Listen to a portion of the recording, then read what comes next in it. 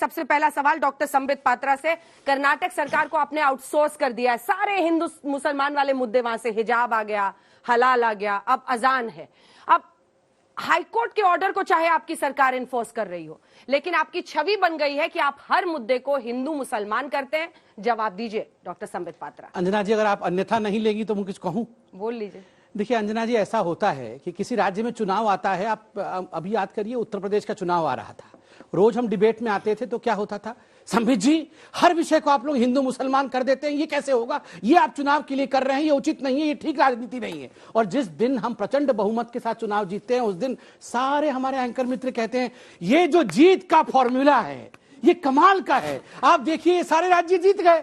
तो देखिए जनता जनार्दन होती है, जिन विषयों को उठाकर चुनाव जीता जाता है वो चुनाव के विषय, डिबेट के विषय नहीं होते हैं, वो विषय होते हैं सिलेंडर पहुंचा कि नहीं, बिजली पहुंचा कि नहीं, सड़कें बनी कि नहीं, और वो मोदी जी ने किया है। मंत्र क्या है मोदी जी का? सबका साथ, सबका विकास, सबका विश्वास, सबका प्रयास।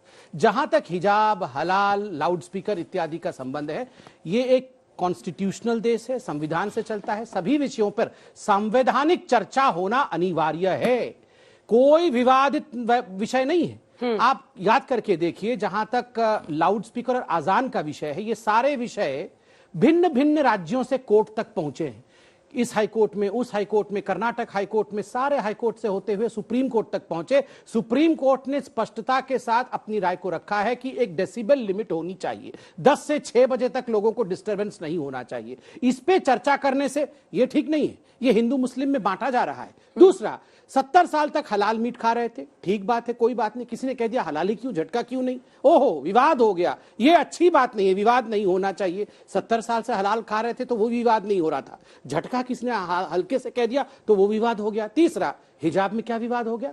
हम में से यहाँ कई लोग बैठे हैं जिनके बच्चे भी होंगे, हम में से कोई नहीं चाहता है कि स्कूल यूनिफॉर्म को, जब मैं स्कूल में था मुझे याद है वो कैनवस शूज पहनना पड़ता था सैटरडे के दिन, अगर कैनवस शूज सफेद, पूरा सफेद ना हो तो फाइन पड़ती थी, बाहर जाके पीटी एक्स्ट्रा करना पड़ता था, फाइन लगता था। School uniform was that important. अगर स्कूल यूनिफॉर्म को लेकर कर्नाटक के हाईकोर्ट ने कुछ राय रखा, उसमें कुछ फरमान सुनाई, कोर्ट के जज को आज सुरक्षा देना पड़ रहा है क्योंकि उनकी जान को खतरा है। क्यों?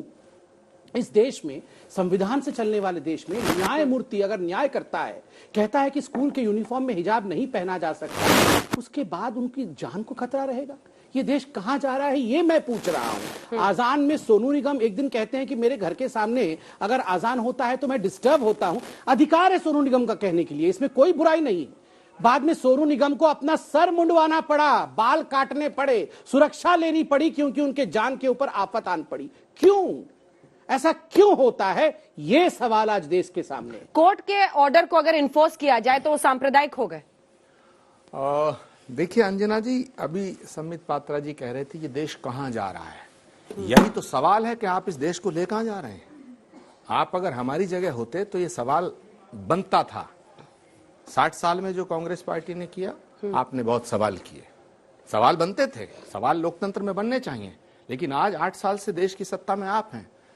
अजान, हिजाब, हलाल, झटका, लटका, फटका, ये मुद्दा नहीं है। मुद्दा है अंजना जी, जब किसी से कोई मोहब्बत करता है तो उसकी बुराइयां भी अच्छाइयां लगती हैं, और जब किसी से मोहब्बत नहीं करता है तो उसकी अच्छाइयां भी बुराई लगती हैं। जनता दिलों में इनकी बुराइयां भी अच्छी लग रही है, मोहब्बत हो गई है। नहीं कर रहा अभी, इन पे बात करूंगा तो झगड़ा होगा अगले राउंड में। हाँ। मैं कह रहा हूं कि लोगों के दिलों में फर्क आ चुके हैं। सबसे बड़ा सवाल यह है, सवाल ये नहीं है कि कितना लाउड स्पीकर बजेगा, सवाल ये नहीं है कि कौन क्या खाएगा, सवाल ये नहीं है कौन क्या पिएगा, सवाल ये है, आपने अभी चुनाव की बात की, नफरत आपने चुनाव में जो कुछ कहा, जो कुछ किया, उसका परिणाम आया।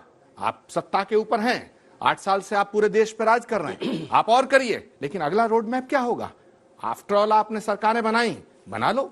इस देश के अंदर बहुत से प्रधानमंत्री आए, बहुत से मुख्यमंत्री आए, जो कल था वो आज नहीं है, और जो आज है वो कल नहीं रहेगा, ये सृष्टि का नियम है। लेकिन संबित पात्रा जी, इस देश को किस दिशा में आप ले जाना चाहते हैं? अच्छा, ये यूपी क्यों जीते अंजना जी? इस देश के अंदर ये राशन की वजह से जीते या हिजाब की वजह से जीते? क्यों जीते? उसका विश्लेषण और समीक्षाएं हो चुकी हैं। आज मुद्दा है कि ये देश जाएगा कहां।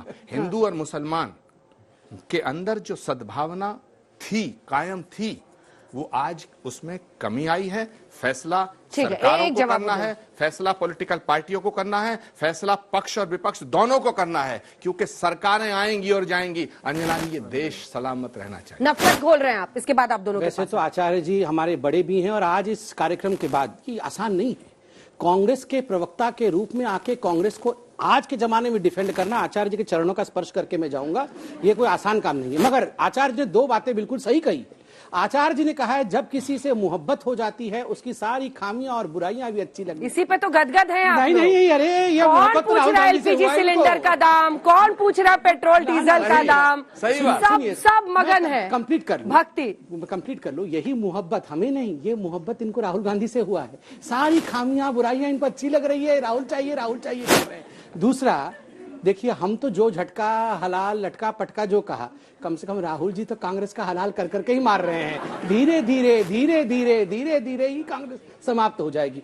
और आचार्य जी, अंजना जी ने एक बहुत पते का सवाल पूछा था कि ये जो कोर्ट्स के ऑर्डर हैं, अगर उसको लागू किए जाते हैं तो इसमें सांप्रदायिक विषय कहां बनता है? उत्तर तो आपने उसका दिया नहीं। आप तो कोर्ट के ऑर्डर को भी, अरे उसको तो छोड़िए, याकूब मेमन को फांसी हो गया तो ये लोग कह रहे थे Yakub Memon was hanged because he was a Muslim. Rahul Gandhi JNU में कह रहे थे अफजल हम शर्मिंदा हैं, तेरे कातिल जिंदा हैं। कातिल कौन है? सुप्रीम कोर्ट के जजेस। तो अफजल और याकूब मेमन तो इनके यार हैं, उनसे इनका मोहब्बत था, तो स्वाभाविक है। छोटा सा जवाब। अंजना जी, याकूब मेमन को फांसी हुई कांग्रेस की सरकार में, अफजल गुरु को फांसी पे लटकाया गया कांग्रेस की सरकार में, कसाब को फांसी के फंदे पे लटकाया गया कांग्रेस की सरकार में। हम कांग्रेस की मित्रता अगर आतंकवादियों से होती तो इंदिरा गांधी शहीद नहीं होती, राजीव गांधी की लाश के टुकड़े नहीं होते, ललित माखन की हत्या नहीं होती, बेअंत सिंह मारा नहीं जाते, और हितेश्वर सैकिया का पूरा खानदान कांग्रेस की पार्टी के चीफ मिनिस्टर थे, वो मारे नहीं जाते। कांग्रेस का आतंकवादियों से कोई लेना देना ना था, ना है, ना होगा।